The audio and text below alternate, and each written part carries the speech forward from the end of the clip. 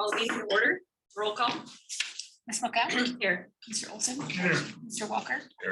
Mr. Erkins? Here. Mr. Restiker? Here. Are there any changes or additions to the agenda? I'd move we ratify everything that Chase passed at the meeting yesterday.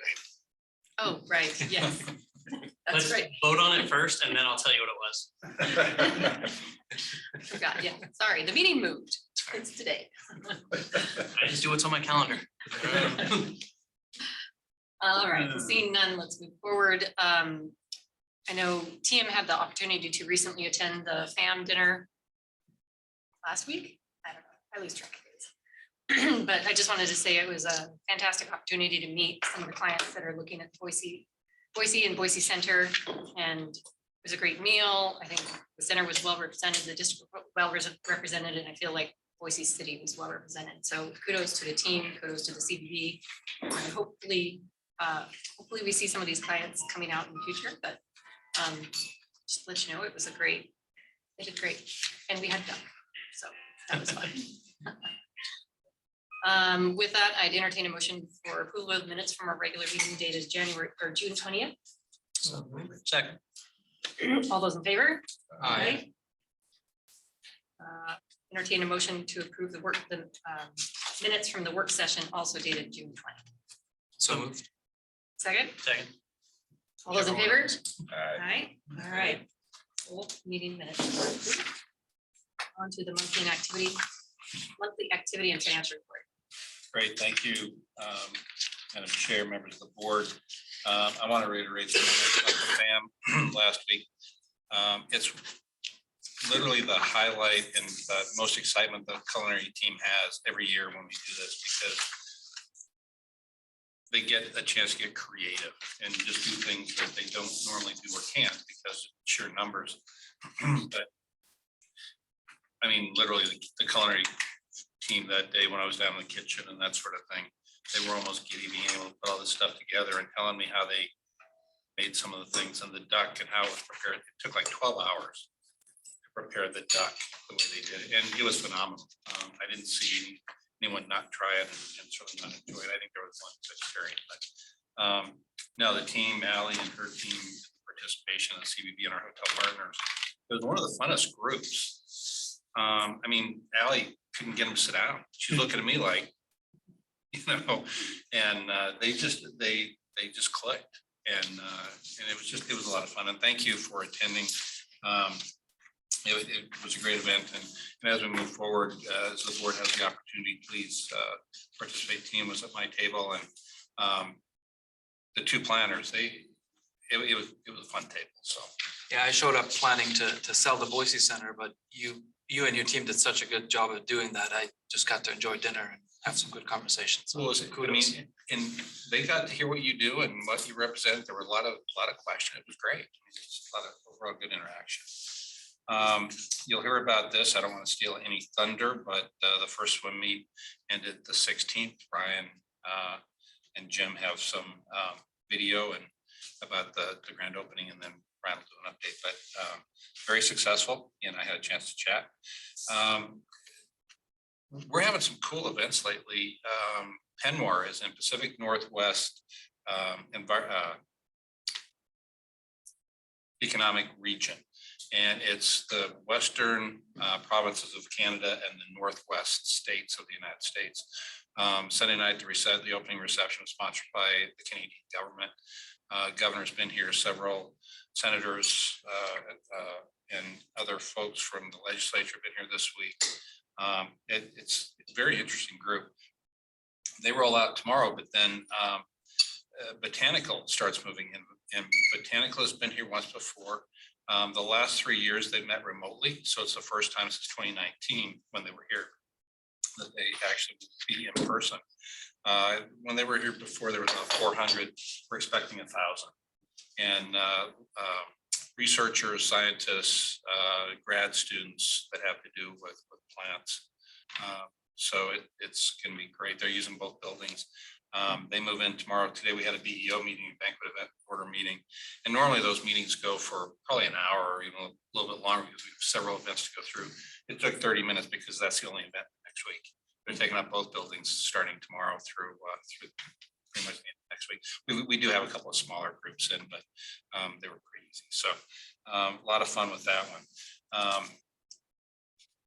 Botanical, it will be interesting to see what the total revenues end up being with that particular group because it's huge.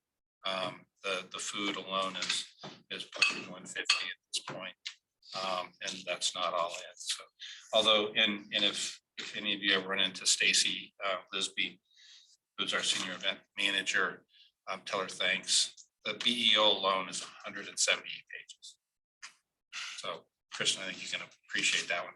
14 pages alone in just food guarantees. So anyway. Julie Rising, our new assistant executive director, starts next week, the 26th. We're excited to have her on board. Cody just sent an offer letter for a new position that we've created. It's an IT technical services director that will oversee IT and AV. And that individual is also coming from BSU. So all of a sudden we're a conduit, I guess. The new aquatic center opened with great publicity, as everybody knows. New budget software training is completed, process to begin shortly on, it's called Questica, and we've all been through training on it. Cody and Chris and Nick have all sat down the last couple of days and already started working on updating forecasts. Several of us are going to Ivy and Venue Connect in Pittsburgh. It's Allie, myself, Nikki Keith from accounting, Ellen from operations, and Cody. So these are pictures that Mary Michael had taken at the grand opening. So that was a great day. I think everybody had a great time. And again, I'm looking forward to hearing from Brian on the update.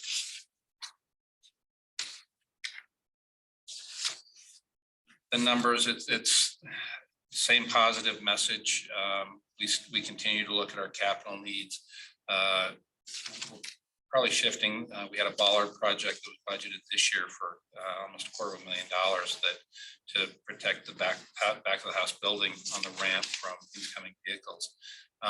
Because of timing of proposals and the contracts for that, it's going to get pushed into December, which is the 24 capital year. So that'll get pushed into 24. But if any of you have been over in East, we have several, it's the first generation windows that were created by the company, and they're failing.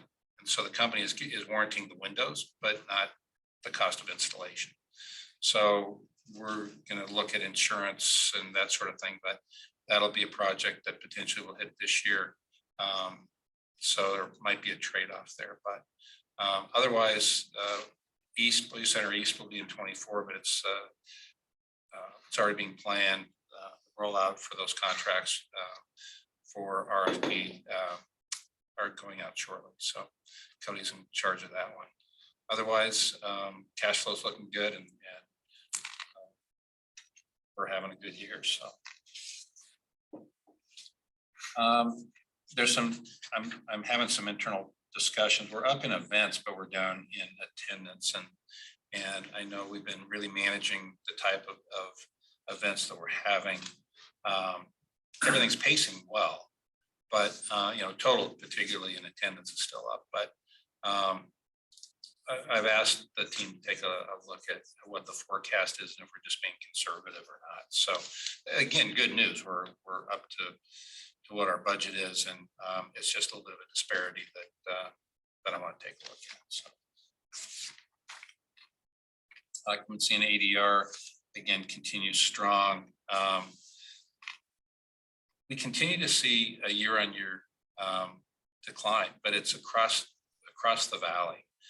It's interesting that parts of the state are still up, like eastern and northern Idaho continue to be up, but again, that's really traffic into Yellowstone and Glacier. I've seen some articles though too, that Glacier is requiring reservations. And what impact that's going to have on visitors for the year. I think it'll be interesting to see how that comes out as well. Right now, though, northern and eastern Idaho continue to be above prior year, but not by much, but it's up. The valley continues to be down, and again, I think as we see the trends continue, the rates continue to be up, but I think we're chalking it up to just back to normal travel trends. So again, we're monitoring it, but we still did $1 million in room tax revenue. I'll let Emery address that. Again, demand is down a bit, but revenues continue to be up because of average rate. Allie did an interesting analysis as part of her report. And first off, the Boise Meeting Pros hosted by Boise Center in June was very positive. It was sponsored by Allie and her team in conjunction with the CVB, and they invited the Boise Meeting Pros to come up. They're meeting planners and particularly from just local. And so they host them up on the terrace at a Live After 5. It was successful, went off very, very well. We confirmed 9 conventions in June for future. We've got some travel going. Again, Allie's going to IAVM. ASAE, American Society of Association Executives, is in August. Atlanta and Kate and Linda are going to that. Connect Marketplaces in Minneapolis and in this month, and Lori's going to that. In September, meetings today, Linda is going to Palm Springs, and Smart Meetings is in Tucson, and Kate's going to be attending that. So we've got some travel in the future. We're seeing a couple of key groups, and again, back to the attendance number. We did have a couple of conventions with higher than anticipated attendance, with Association of Idaho Cities being the main one. The American Society of Mining and Reclamation scaled back to a 3-day event versus 5. There's also been an increase, at least to the conventions we had last year. There certainly is a remote component now that's actually built in. Penmore has it, Botanical has it. In fact, every piece of equipment that we own for audiovisual is on the floor being used. So there tends to be all of a sudden, the shift from anticipated attendance, total attendance is hitting where the meeting planner thinks it's going to be, but it's the on-site attendance that is shifting. So again, it's something that I asked Allie and Carrie to start talking about it as far as attrition goes. Are the meeting planners held to attrition clauses, or was that built in with some anticipation of remote attendance? So one of the things that we're hearing, or that the teams are hearing, is that flight and hotel room rates, the cost of airfare and the cost of hotels. Boise used to be a very inexpensive market for these conventions, but our hotel rates certainly have, they're not A city rates, but they're the high end of B city rates. So I think that might be having some impact on attendance too. But again, nothing dramatic. It's just something that we're starting to see a trend on. So we'll see how it all continues to go. But again, just trends we're taking a look at. Anne Marie, are you there? I am here. Ed, can we turn her up?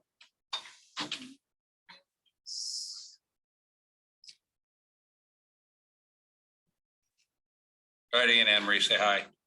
Hi, test 1, 2, 3, test.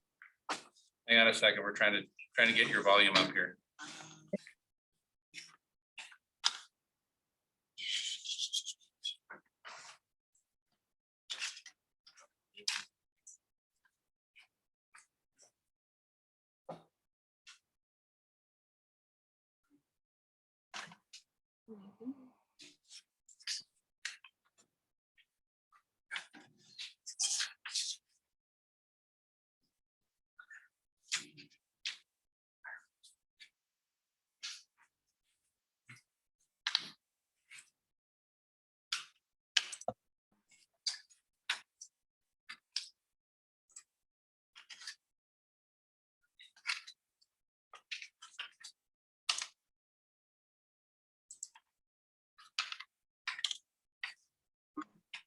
it again, Anne Marie. Test, 1, 2, 3. Test, 1, 2, 3. Hang on. It's at 100%. Yeah. I'm at 100% on my end too. Do I need to talk louder? Yeah, try. Test, Use 1, your outdoor voice. test, 1, 2, 3.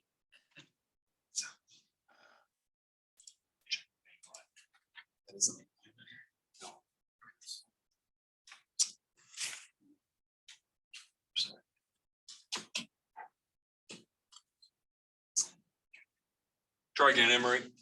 Test, 1, 2, 3. There we go. That's a little better, but that's still, that's at 100. It's 100. Yeah, so. Okay, thanks, guys. Okay, Anne Marie. Would it help if I called in? I don't think so. I think it's about gonna be the same. Okay. Can you guys get our slide deck back up? Yes.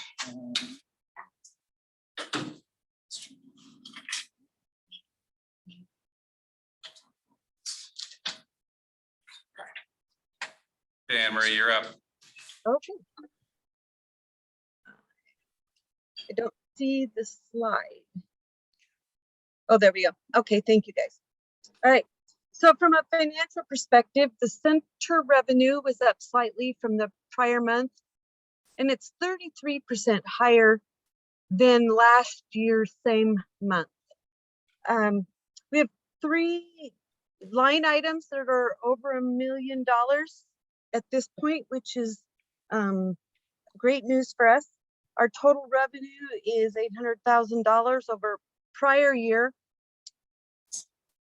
And June exceeded the prior year by $200,000. The tax revenues are also over budget by 42%. Of course, that all then flows down to our cash and our investments. And so this month I moved $200,000 over to our investments after we paid $959,000 on the aquatics. The aquatics final payment we just sent out today, and it was $468,000. So we're pretty much wrapped up. There's a little bit left that we'll figure out what we're paying for, but anyway, it's our part is pretty much over. The operating transfers for the center were 0. Anne Marie, what's the total on the aquatic center? Almost 10 million. Thank you. You're welcome. The anyway, so the transfers were for the center were 0. Usually June is a good cash flow month. It's in July and August that we tend to dip into the transfers, as they're usually slower months. I'm not really seeing that as much in the next 2 months. So we should continue to make some progress. Right now, we're about $2 million or $2.9 million under budget on transfers, and I anticipate that that will continue. Excuse me. And as we are working on the labor productivity process improvement, we have signed a letter of intent, and we're waiting on the vendor to get on their implementation schedule. But that's an exciting process improvement for us, and will add some value to the team. The Questica budget implementation, as Pat indicated, is pretty much final. We're starting into the forecasting and the budgeting process and are well on our way. Okay. Our investments, the par value is 21.5 million. Our current market value is 21.3.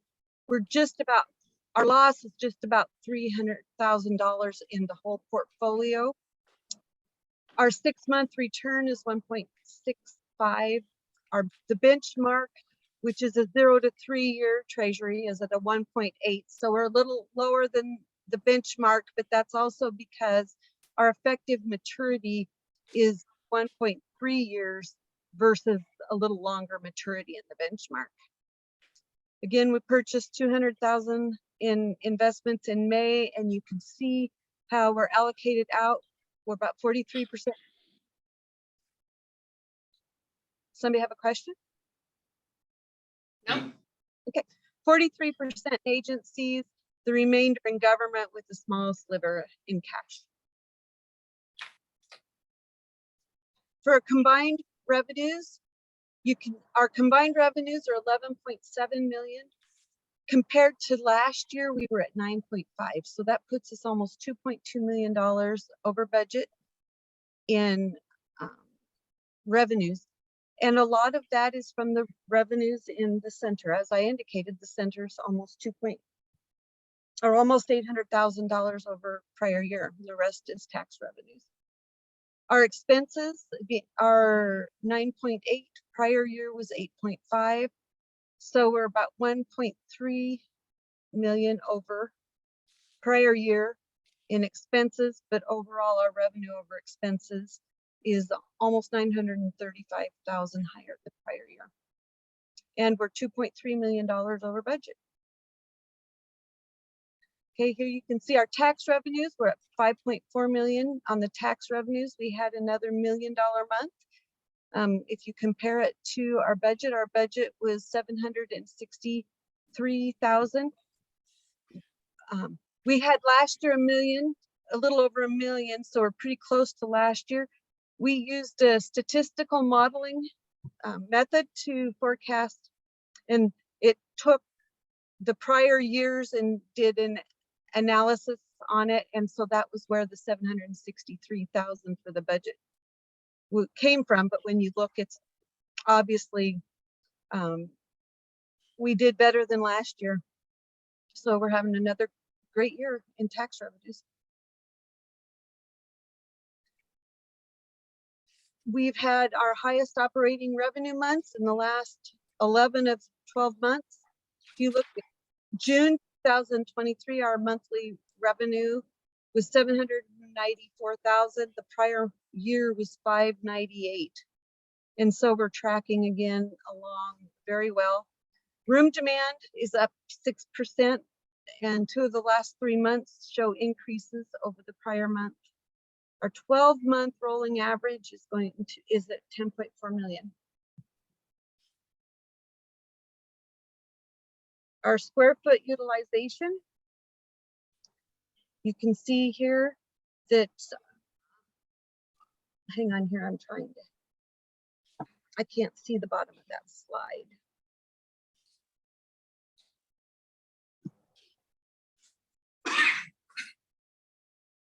I'll jump in, Anne Marie. The forecast right now through the end of the year is very positive. October is showing down a little bit, but October actually is one of the biggest months of the year. And some of that is just part of short-term, not the short-term booking necessarily, but the short-term confirmations. So it will be a surprise if our utilization doesn't exceed where the forecast is currently in October. Every other month, September is down a little bit, but again, I think it's the mix of business on that one where the goal is still $1 million month this year operationally. But again, it's the types of events that are in the building that are influencing how much square foot utilization is actually being consumed. Thank you, Pat. The Aquatic Center, we received rent of $38,000 based on the rent increase beginning June 1st.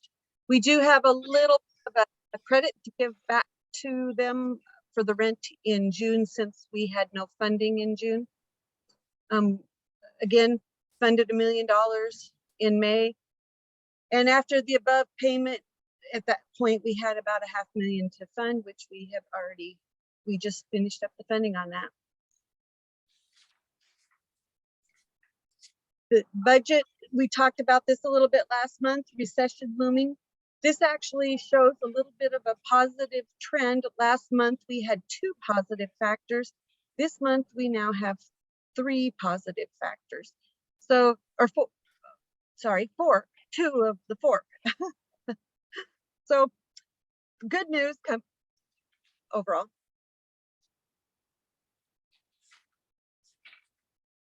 And are there any questions? Any questions for Pat or Anne Marie?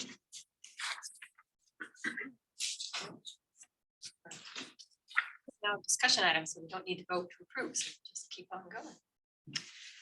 All right, under other business, want to introduce Pat? Pat Walsh was retained as the owner's rep, and I'm not sure the board ever got to really meet the owner's rep that I retained on your behalf. And go ahead and step up over Pat. Pat's been with, I'll let Pat do a little background on his own bio with CGA, but we've worked together on several projects, including this one on the expansion. Pat also was very involved in the pools that the YMCA did, which made him a natural to help us with this project. So I wanted to have Pat here first and foremost to thank him for his efforts. He participated in all the construction meetings. He absolutely was there on our behalf and on your behalf. The board represented this well. He's got a great reputation, a great relationship with CM and with the aquatics folks. So again, I felt very, very good about retaining Pat on our behalf. And I asked him to, well, again, first off, I would recognize him for his efforts, but also have him share with you all just a little bit about his perspective as the owner's rep about how the process went and how we were able to successfully come to completion. So Pat. Pat Walsh, ZGA Architects. We've had a long relationship with GMAT over the last 3 or 4 decades. And when Pat called, I think it was late last summer, maybe early fall, asked for our help and just being an extra set of eyes and ears on the project. And it was, and we were glad to help. It was mostly checking the project a couple times a month, being there at the month end to look at the progress, make sure the progress matched the payment that was being made. And then advising Ryan when something came up and he was looking for some help. And then each month we produce a little memo to share with Pat and his team to review the progress, any issues that were going on at that time, and approval of the pay app. So I think you've all seen the project. Aquatics it's a difficult project just in and of itself, and this one was maybe even a little more so because of the unique structure. Like Pat said, we've been involved in a couple different Y projects here in Boise and in Caldwell. And there the structure was very conventional. So with this type of structure, you have other concerns. How do you hang everything, the lighting, the ductwork, everything that's got to be supported, and it's just mostly fabric that you're trying to use. So it was CM Construction was the contractor. They're a long time Boise company. I worked with them many times over the last 40 or 50 years. Family, you started a family business, and that's transitioned to new partnership now, but very ethical company. They do great work. They had a good set of contractors and subcontractors on the job.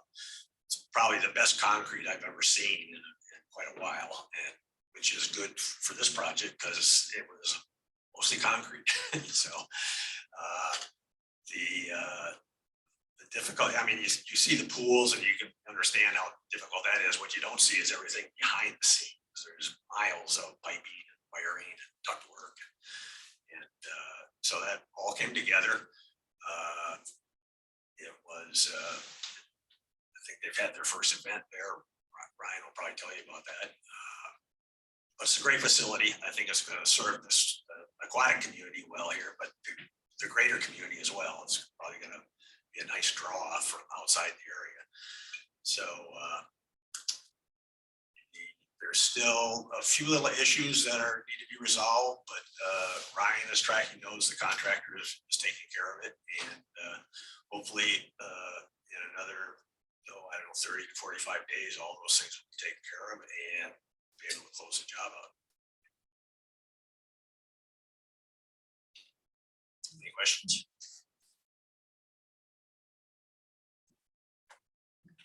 Thank you. Thanks again for all your help.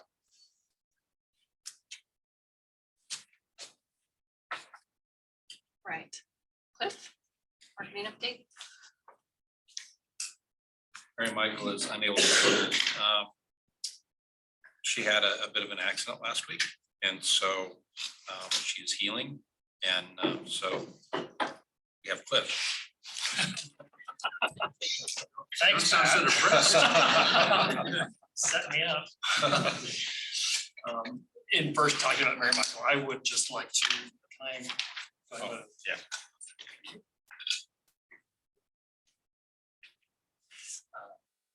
Would just like to recognize Mary Michael for her part in the aquatics project, and just really especially with the ribbon cutting. She just jumped in and helped with their management team and with working with Red Sky, and had some insight and some experience to share with them. And I think it was just great to have her be there and assist where she was needed. So just a nice shout out to her. She might be listening. I'm not sure if she's tuning in or out from home, but anyway, thanks, Mary Michael. Yeah, she even played babysitter, so. Yeah, she was a great, I was surprised, but you took right to her. These are just a couple of highlights to start my presentation, but this year we have received the Smart Stars Award again. This is the 5th year that we have received this award. Is for in the category of best convention centers. This is show and tell. This is the equivalent of an Oscar. So we will display this proudly in our administration office. And so we have a series now, collector's items that they are, but we are very proud of this. This was just announced in June. We will be getting all of our logos replaced on our website. We kind of feature that on our homepage. But it's just a nice recognition from the industry to let our name be known that we are setting the standard and we are leaders in many, many ways. So that is another milestone that we hit this year. The FAM trip, I just wanted to mention too, that we had great media attend. I was at the media table and met these 4 individuals who were here with different publications. These were more of the writer side. These are more the people that are going to help tell our story of what Boise is, what it looks like, what it feels like.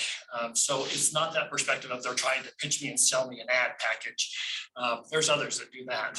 But this was the crew who are seeing things for the very first time. And having never been here, and it's just interesting to hear their observations and the surprise that they all experienced. They had no idea.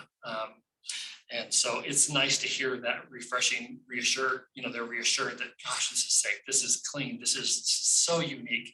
I had no idea. And the more that we can tell that story, and the more they will tell their friends and coworkers and associates, the more we spread that word that Boise is definitely a place to consider. Just a few more little highlights. We did install the window graphics. So if you haven't seen your face on display, we invite you to do that. At the top of the escalators, I don't know if Jim's seen it. I haven't seen you for a while, but we're getting you some publicity. Life size or bigger than life size? No, they're not cardboard standouts by any means. They're not photo opportunities, they're educational opportunities. But it is a chance for us for the first time. We've promoted events, we've promoted different things throughout the years, but now it's a chance to inform and educate. Just information about Boise Center and information about the district, just to help our guests and clients really truly understand, what we do and what we are in the community. We did receive from the Idaho Business Review Reader Rankings, the #1 slot as the best event and meeting facility. That's nice because in past years we've been #2 or #3. So more readers are expressing their opinions and we appreciate that. What's kind of fun is the marketing department, we helped the event team create some materials to help solicit sales of the terrace for our Live After 5. And that was a success because we sold out very quickly. So we do help other departments with their projects and with their initiatives to really help, promote and sell what we have to sell. And just a final quick mention, we did a Boise Center Family Appreciation Day. And this was a chance for us to call, to make it bigger rather than just bring your child to work day or one of those kind of campaigns. through his direction, we changed it to Family Appreciation Day. So we invited children, spouses, we invited families, in some cases parents, to really just step inside Boise Center and see what their staff members do. And so that was kind of a fun project to be involved in. Hey, Cliff, let me jump in just for a second. I want to recognize Anna. We have what's called logistics here, where employees, the team members can fill out a card and get it to our logistics team to review. And we do that on a monthly basis. Cody and I and Stacy all represent the executive level team on the committee. The rest are made up of line member team members. So anyway, Anna had submitted one to do a Bring Your Child to Work Day. And as we talked about the reality of being able to bring a young person in to a facility like this as a parent, when we have forklifts, scissor lifts, we're rolling tables, there's a lot of activity going on. And so to bring a family member in, particularly a child, to work at the same time as their parent, really from a safety and security perspective wasn't possible. But the team bantered about this. They said, this is a great idea, but how can we incorporate it into a facility like ours? And so it morphed into a bring your family to work. And so last week we had a dark day. I guess it was 2 weeks ago. We had a dark day. So employees could bring any family, and we even encourage roommates, for some of the college team that we have. If you got roommates, you want to bring them in, have a burger, and see where they work. It's a good recruitment opportunity. So from 11 to 1, we invited the family members in, and as Cliff mentioned, it was so neat to see people bring, particularly the young people, bring their parents in and show them where they work, where spouses and kids, and there were hamburgers and hot dogs and tater tots, and good picnic type food. And I was hoping for, it's one of those first time we do something, and how is it really gonna be taken by the team? Over 100 people. It was like, unless it was 110 or 120 people total came through. And again, I had the opportunity to say hi to the family members, and it was really interesting to get the family members' feedback about how beautiful the facility is. And it's no wonder my son, daughter loves working here. I mean, it was really cool feedback. So nice recommendation by Anna, and a great job by the team to make it happen. It went over better than I could have imagined. And so now Cody has some high expectations for the future on how to make it better. Thank you. Just wanted to provide a quick update on our agency services. At the end of April, we ended our independent contractor agreement, or our agreement for design services with Drake Cooper. We transitioned all of our materials to Warren Lassen Communications. There was no issues in getting all of our assets and materials and ads and photos and videos, and everything that we had done with Drake Cooper was easily transferred. Drake Cooper did complete several projects for us in the transition. They completed our sales video.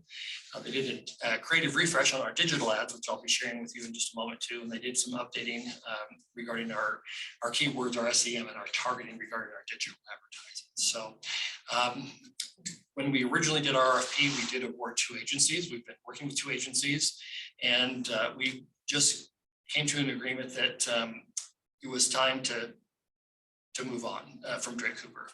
Just timing of some projects, management of some projects. And so we just very professionally provided them a letter and have moved on. The RFP is still open, but we're not assigning them any projects. So should we need to go back to them as a resource in an emergency situation, we would be able to do that.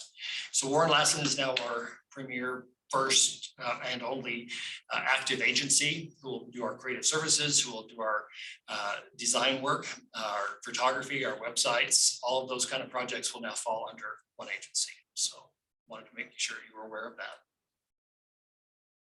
Madam Chair, is WLC more than Warren? No, Warren Lassen Communications, he is an individual, and he has subcontracted to other individuals who are under the umbrella of his agency. So there are other individuals working with Warren who help fulfill the requirements of the RFP. And that is how he pitched it originally too. We didn't activate those things at that time. Thank you, Madam Chair. We're continuing on with our national campaign. You've seen this ad before, but with a different photograph. So we're every quarter, we morph a new photograph into this ad. This is our current ad that we're running now. We'll use this campaign through the rest of the year, and we'll be looking at our creative assets and messaging for 24. The one element that I wanted to note too is that the GBAC logo is no longer appearing in the ads. And so we've taken a diligent effort to pull that out. We are still living up to those standards, but just not that particular program. So we don't want to confuse any of our potential meeting and event planners. This is just an example. If you look to the right of the meetings today logo, you'll see a banner ad. That's just kind of showing how we are buying digital within the industry publications, and those were, are on the rotation. So that does, click through to the Boise Center website and require, requesting more information type pages. So is GBAC no longer in existence, or is it just? We've chosen not to participate in the program any longer. Yeah, that's the case. So for local, we did a refresh on our current local, and this is through Warren's help. The ads used to look like this. I just kind of made this quick copy, but meet here, collaborate here, entertain here, inspire here was the headline. We really changed some of the bullet points to be more local driven, and changed the creative. Have the alliteration on the C words, this particular ad, convene, celebrate, create, connect. Things that you can do here, things that happen here at Boise Center.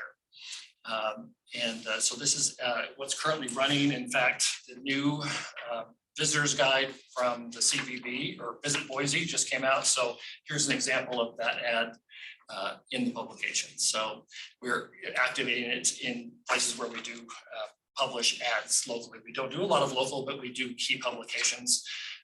Spotlight with the chamber, the visitor's guide. By Idaho is a place where we place in their directory. So there are several local, what we would deem local ads. Really kind of need a little bit different message than the traditional national ads, because they're maybe not being seen by true meeting planners or event planners. This is a copy of some examples of our refreshed digital media. Our prospecting ads, we asked, this is what Dre Cooper, one of their final projects, we asked them to come up with new headlines and new creative. So we really kind of took our Boise Center colors and made them bold. I mean, so that when these appear on the website, you're seeing the color first, and that draws you in. Photography draws you in. The headline introduces you. If it's prospecting, it introduces you to Boise, such as, Boise makes it happen. The subheads are all new. And then the retargeting ads are also people who may have seen our ads before, but this is bringing them back to another message. So this refresh is, like I said, just implemented since April. So it's still all fairly new out there. Just wanted to show you, according to our charts and according to our data that we've gotten back on our website, these are our top 2 performing pieces of creative. The top one is a native ad, and the bottom one is a digital ad, obviously following the same format as the previous slide, just a smaller format. The top ad is an ad. However, it does feature, it features a large photograph, has a headline, has information. So it looks like an article, but it's really an ad. So it's designed to pull you in, to tell you a story, to engage you on a different level than just thinking that you're seeing an ad. You're seeing the ad be a story. So these are our top 2 performing pieces, and they're working for us. So we'll. The stupid Laura question, what's native? Native is an ad that is telling a story. It's telling, like, it uses a photograph and a very small headline, it's very small copy, but that term is used for what I just described. It's an ad, but it's really a story. I mean, it's a story, but it's an ad. So it's just a different style of a way to engage consumers. So I know we learn things all the time. So like I say, it's just a different way rather than just clicking on what you think is an ad. It's actually a story. It's more engaging. It's, it pulls you in because of the photography. Third quarter, this is our media schedule for the the third quarter, and then I'll share the fourth quarter here shortly, but we're staying in tune with all of our major publications. We're trying to be featured in issues that promote Boise or Idaho or the Pacific Northwest.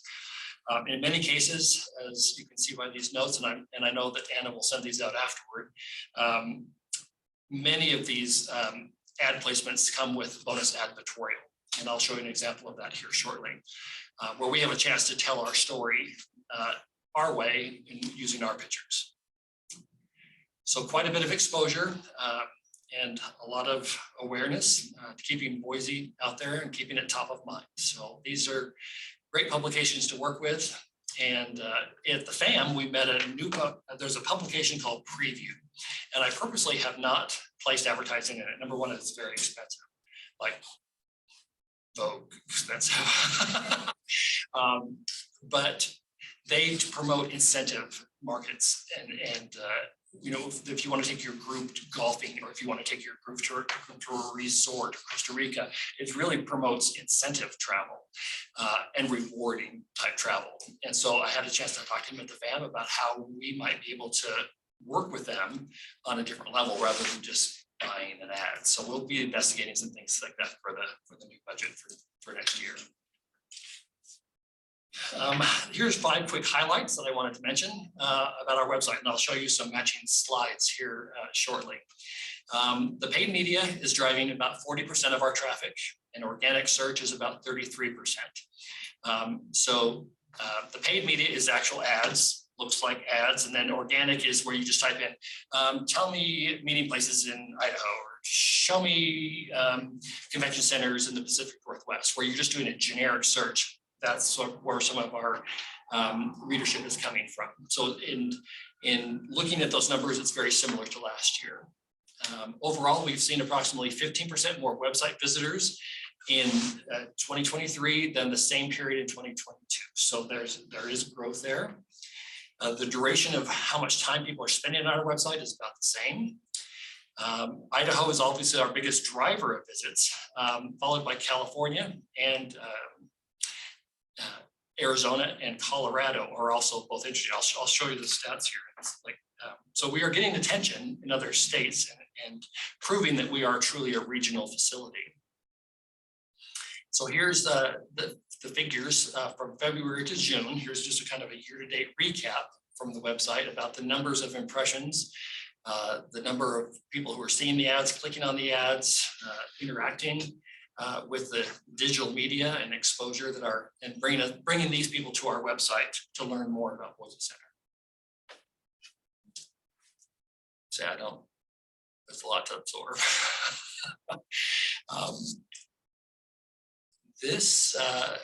Those sources just confirmed too that, you know, paid media versus all traffic, the organic searches and paid media are the biggest ways to attract people. So those are our strongest portions of that pie.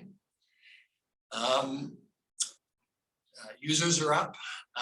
New users are up too, and sessions are up 13% as well. So year over year, we're seeing growth.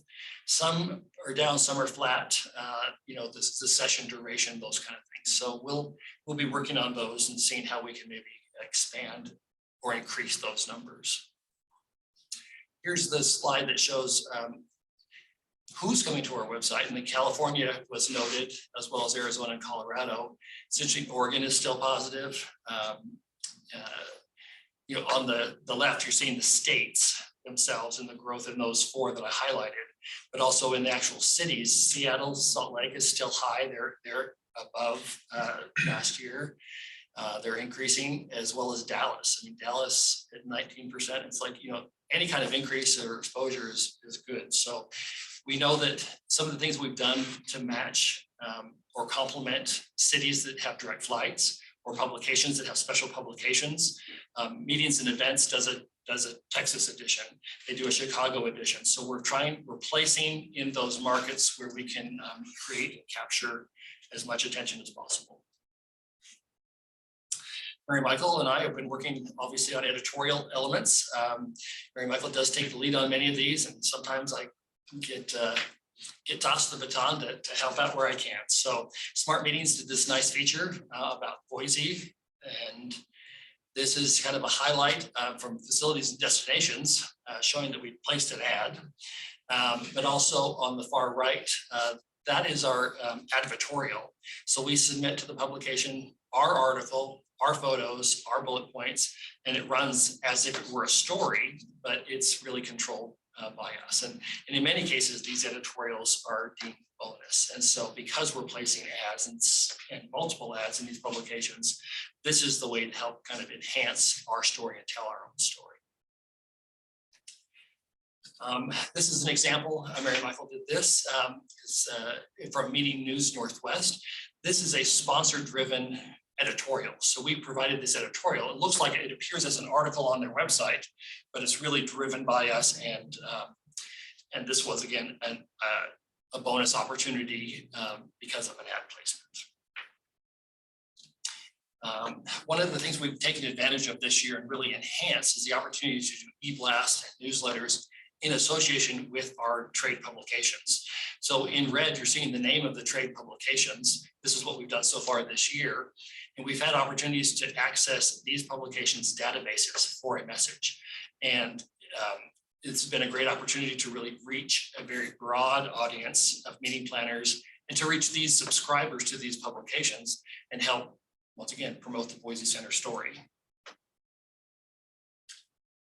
Sponsorships are something that we continually have our finger on the pulse of, and these are the things that are happening in 23 that we obviously had successful Big Sky tournament. Tree Fort was a huge success.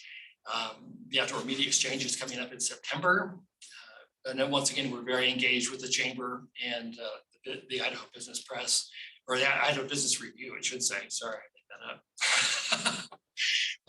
See, I'm creative. I can stay in the marketing department. But it's, once again, more ways to tell our story, more ways to be engaged with the community.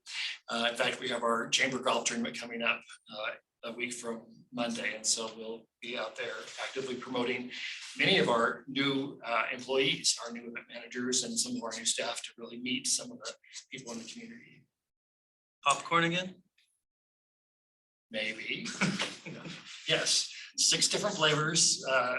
You come and be surprised by what they are. Maybe nothing too scary. We want a little more traditional this year. We're helping with the Wow Factor newsletters. We work with HR to distribute those every 2 months. We put out an issue to really keep our employees aware of different programs, and we announce birthdays, we announce anniversaries, and those kind of things. We have an all-staff meeting coming up, which we help with through the logistics committee, and we also help with the community initiatives. And right now, that's just a sample of a poster that's up around the building, but we're currently collecting school supplies to benefit the city of Boise and Ada County, the Housing Authority. Our drive is a little bit different because it's not an elementary school drive. It's designed to help get the supplies that junior high school and high school students need. It's hard to put a $100 calculator on the list when a box of crayons over here is 50 cents. So, but they have different needs, and so we're addressing that. And last year's campaign was successful, and we're doing that again this year. Rake at Boise, the logistics group is looking at doing that this year, as well as Festival of Trees. So just staying busy and trying to, like I say, keep the Boise name out there. Some upcoming projects, just to make the board aware of kind of what's on the table. Our 2024 budget is in progress. We're working on our marketing, sales, and communications plan. I have a third, Allie has a third, and Mary Michael has a third of that annual document. So we'll be working on polishing that up. We need to redo several banners that we have. We take to trade shows because they do say Boise CVB versus the new Visit Boise logo. So those are things that we take when we do something that's co-branded with the CVB. They have both of our logos. So we'll just be updating and refreshing anything that goes to a trade show that has both of our logos on it. It's just kind of one of those natural times to restock and select some new promotional items, things that are taken to trade shows, things that might be given to an event planner here on site. So sometimes we just need a nice thank you gift to let people know that we appreciate their business.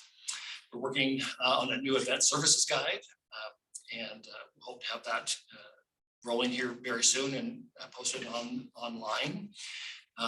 We're working on a smaller brochure. Several years ago, we published this brochure. We call it kind of like an accordion brochure, but this has the theme of how walkable Boise is. And so we did like how far things are from the convention center. So many steps, so many blocks. And so we're going to redo this with a different theme, but just something that's more compact. So when someone goes to a trade show, they're going to get a lot of information, but it's compact and it's easy to just toss in a purse or toss in a briefcase that they can take home and read with them. Just the highlights of the things that we want to continue to promote. We do want to create a new Welcome to Boise Center, kind of is the theme of a new promotional video for our main lobby. Just as a greeting for our guests that highlights things in Boise, visuals as well as center visuals, but just because there's no audio, there's no text. We could do some text, but we want to just visually promote that we welcome them to our facility and to Boise. A couple of things that we're thinking about and kind of morphing into our plans for the coming year. It's hard to believe we're already talking 2024. Is to evaluate our current creative to make sure that it's refreshed, that it is new and exciting and engaging. We want to seek out new opportunities for additional editorial where we can, such as Preview Magazine, things that we maybe haven't touched before. We want to investigate. We'll look at more video and more photo coverage. If the native ads are working and they're strong because photos, we want to kind of make sure that we have those kind of photos taken and have those in our inventory. With photography, it's always an ongoing thing, but because Boise Center East is going to be refreshed, we obviously need to capture the refreshed look with photography, so that's on our radar. On the website and digital, we know that we want to update some videos there, but look at different channels as well as promoting on YouTube or different avenues that will help tell that story. Obviously, photography and video are key these days. We can't put out 6 pounds of copy and expect anybody to read it. If we can capture them with a quick photo or a quick teaser, then we really want to try to engage as many people as we possibly can. And like I say, the video assets can help be used on social media as well. So if it's a 10-second engagement, it's better, just it's another way to tell our story. Any questions? That's just a quick highlight. So I think I covered some of the things Mary Michael would have wanted to cover. And just to let you know that we are keeping busy just like the rest of the group. Any questions? Just let us know. I know that several of the media that attended the FAM, they usually put out some articles afterwards, so send them our way. Once it's published. We will. Thank you.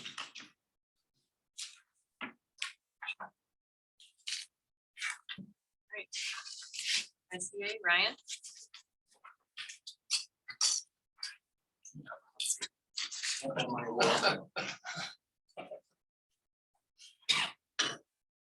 Hey guys, before we get into any of my slides, Jim learned from the Greater Boise Aquatic Foundation worked really hard with Mary Michael kind of putting a video together after the grand opening. So I think we're going to kind of start with that. Sure. Come go from there.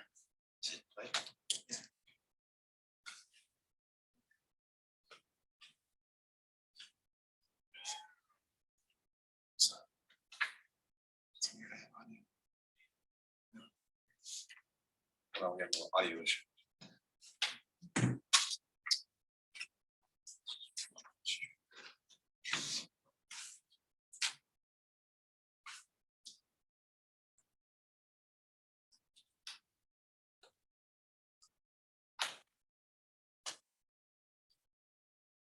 What the community has done for us to put this project together. We're excited to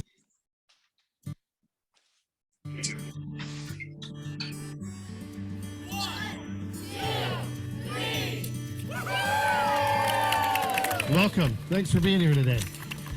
It's been a long journey, and we appreciate what the community has done for us to put this project together. We're excited to celebrate with everybody. 3 years ago, in May of 2020, middle of COVID, the three of us came up with a crazy idea to build a swim pool. And here we are.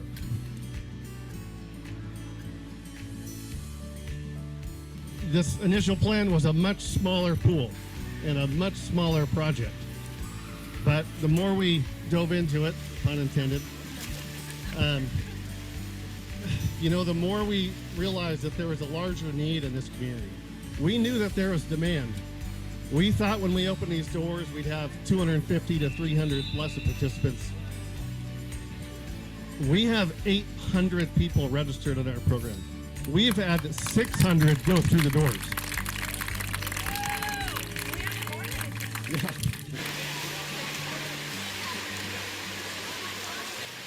Studies show that our valley is greatly underserved in pool space, all while we have some of the most alarming drowning statistics. The Aquatic Center was also built to expand on Boise's active lifestyle. So we're providing more water space for recreational water activities as well as competitive swimming.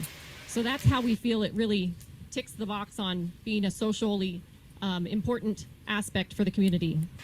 The Aquatics Center has already attracted 2 USA swimming events to be held this summer with an estimated economic impact to the valley of $1.7 million.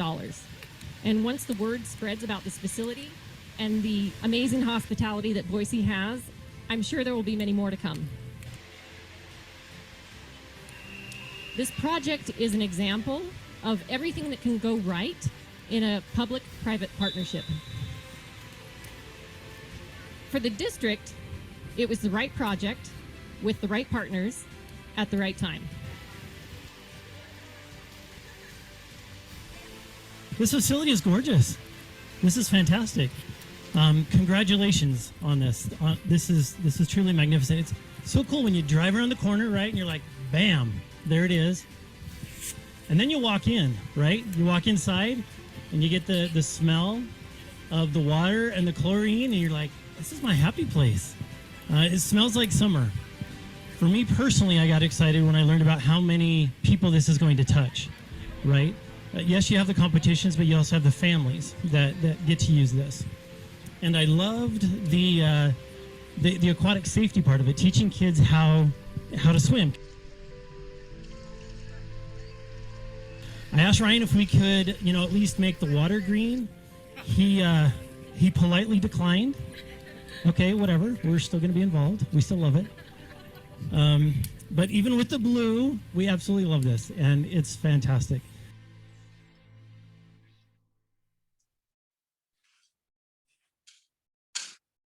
So yeah, it was a great event. I really appreciate everybody that could be there for it, and it was certainly fun to celebrate what turned into a kind of a 3-year project, which everyone's kind of told me is a short span to do a project like this, but it sure felt like it was a long time. But it's great to see all the people using the pool, and it was great to celebrate with everybody that day. So I appreciate you guys being there. Really wanted to give you an update today on this first event that we had that just happened this last week, and it was a lot of fun. It was a little bit smaller than we had anticipated for a couple reasons, but in the end, that really turned into a really good positive for us going forward. Really allowed us to utilize the space a little bit better how we wanted to, allowed us to kind of slow things down a little bit, which helped create a better experience and really made it so that everyone wants to come back.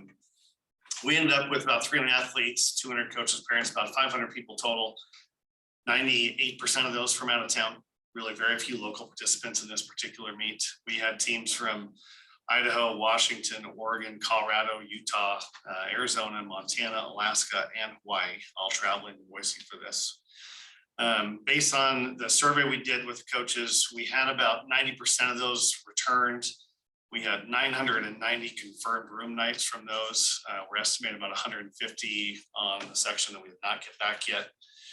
And those teams were staying anywhere between 5 and 7 nights. And a lot of them actually were staying extra nights to kind of enjoy Boise and do things around town. I know a couple teams actually went out on the Payette River and did some rafting and things of that nature. So people kind of learned that Boise's, hey, it's a great place of swimming, but there's a lot of other things to do. Let's stick around and do more. And that was kind of exciting to see. The event itself was, again, just fantastic. So this was it's the Speedo Sectional Championships. They hold 8 of these around the country. Boise was one such location. The long course competition, so we're going the long way on the pool. And these are really the elite athletes, ages anywhere between 13 and about 22 is kind of the age range. Most of those kind of sit between 15 and 18 years old. And the way USA Swimming is structured, there's this competition and there's essentially a few others that go above it. So if you qualify to swim at this, not everyone can sign up. You have to have a qualifying time to participate in this event. And then there's another event called Futures and another one called Junior Nationals. And then you're at the National Championship or Olympic Trials. So it's really just a couple steps down from what you kind of consider to be the show. We really transformed the facility. This part was not done the last time you guys were there. And this is the north side of the property where we were able to kind of finish the landscaping back there. And we've got about 12,000 feet of artificial turf. And it really looks amazing. And it became a perfect spot for what we'd set up as an athlete village. So we had a massive amount of tents set out. All of the teams, the kids were out on the north side of the property, settling in the shade. Parents were in the spectator area in the bleachers. We had hot days. It was anywhere between 96 and 104. And the inside of the building was fantastic. It really was, even though we had all the doors open and the air flowing, if you were sitting in the bleachers, you were comfortable. If you're in the sun, maybe not so much, but in the bleachers, it was great. And then outside in the shade was really created a really great environment for the meet. And everyone kind of appreciated the ability to kind of be indoor and outdoor at the same time. Swimming outside's hard. You're doing backstroke and staring at the sun, or you run into wind, rain, lightning storms. We don't have those problems, but we can still feel like we're outside and kids can be outside and relax. And so that was a really welcome aspect of the facility for a lot of the teams. So the HVAC was worth it? It was awesome. It was. Still debating whether or not it was worth 2.4 million, but it was good. Just kind of a quick shot of, the stands starting to fill up. So this is before the session started, people starting to filter in. It was great to see that many people in there. And at the end, I'll show you, we've got another event coming that will be twice the number of people. So we're going to see a very, very busy facility in a couple of weeks. Just kind of outside the facility, kind of set up with all the different banners and whatnot that were provided to us from USA Swimming and Speedo. It's just kind of great to see how everything kind of came together with that. One of the big deals about swimming is there really is fast water and slow water. And people are hesitant to jump into a facility until they know if it's going to perform. And quite honestly, we were all nervous. We're standing there behind the blocks for the first race and going, hey, it's going to be a fast pool or a slow pool. It's a fast pool. We had 3 athletes qualify for Olympic trials, which was awesome. I mean, those are probably the first 3 athletes that have qualified for Olympic trials in over 30 years in Boise. Most people qualify in other locations. We had 20 plus athletes qualify for junior nationals. That's the step right below US nationals. We had 30 athletes qualify for futures, which is the step above this meet. And the very last event of the meet was the 400 medley relay. And we had a group set the national age group record in our pool. It was awesome. Fastest ever swum in the country in Boise, Idaho. It's a fast pool. People will be back. We sent out a survey to say, hey, how did we do? We asked basic questions. How was the venue?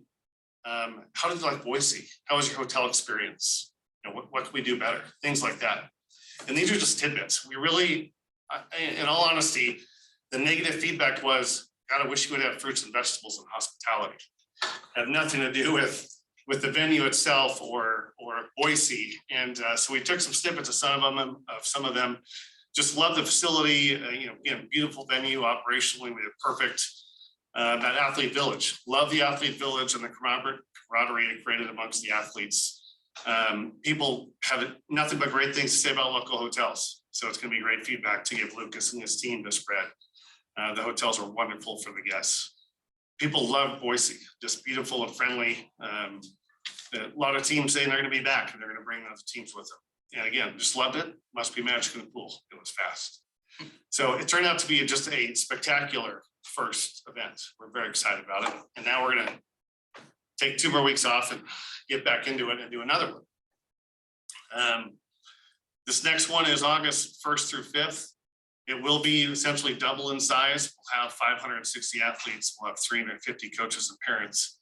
We'll have teams from every state in the Western US. Our rough estimate based on those numbers will be about 2,000 hotels of that week. So this one is all age group kids. So this will be ages, 8 to 14. There's a lot of catering that happens, a lot of dining opportunities that people utilize with these teams. Hotels will certainly be busy. It was all in all, it was a great experience last week. We're looking forward to what's going to happen here in a couple of weeks as well. Couple minor changes that'll happen to the facility as we kind of gear up for that. Our permanent audio system is getting installed on Monday. We have a fence going along the north side of the property that's getting installed today and tomorrow.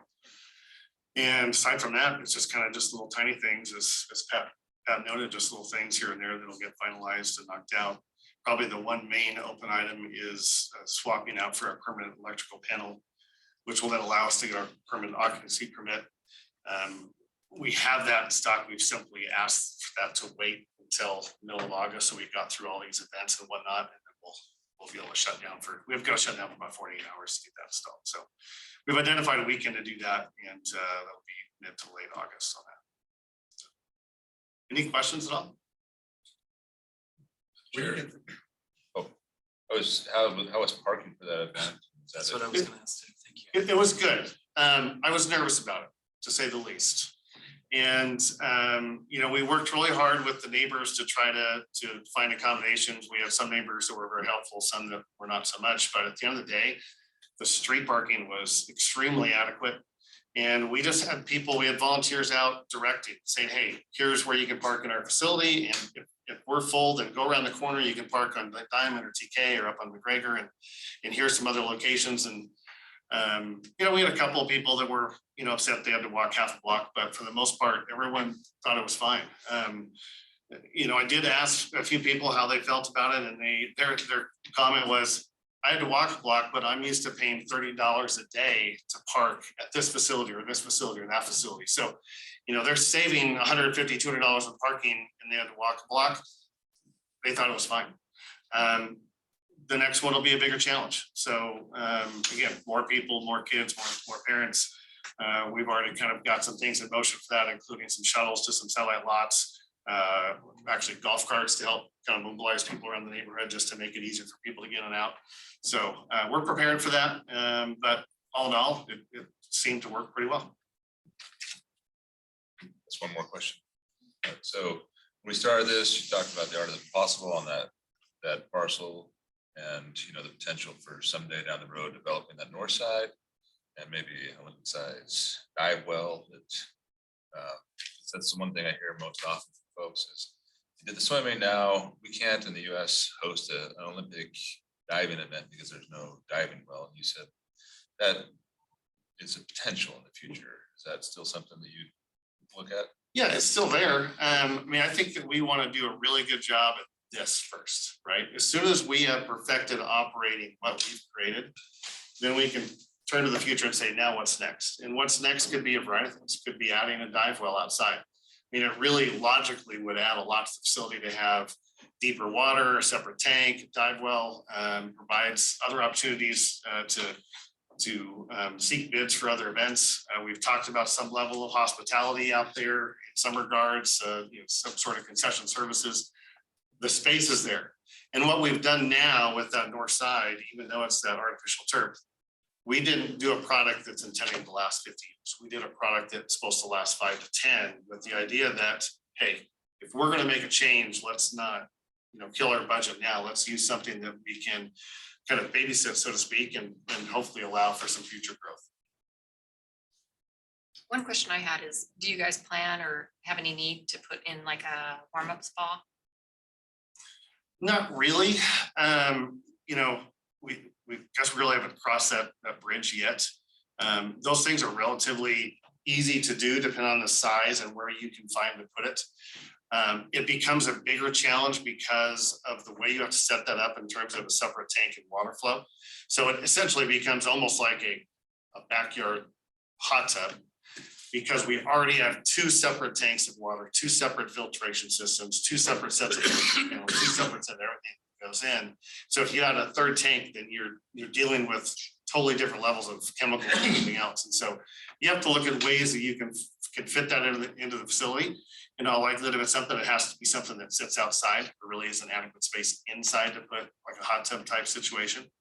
And they're also very challenging to maintain in a public environment. Yeah, I just heard about what Legionnaire's disease. Mhm. Let's not go there. No. What else? Awesome.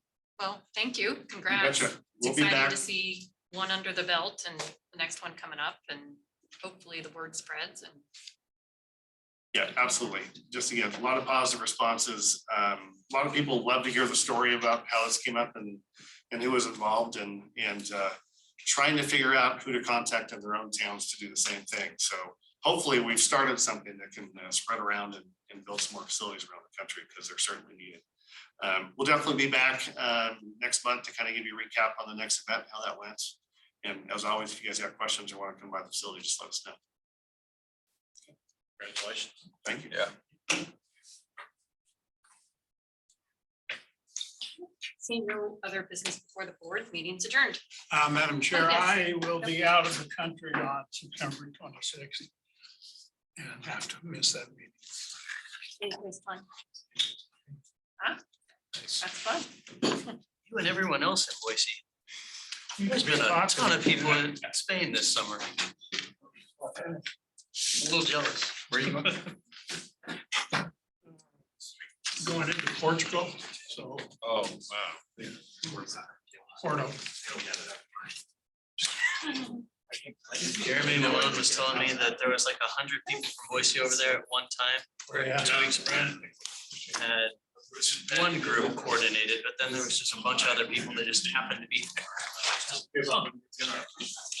Portugal is the new retirement destination for many people. Is that because they pay you to come and live there right now? In part.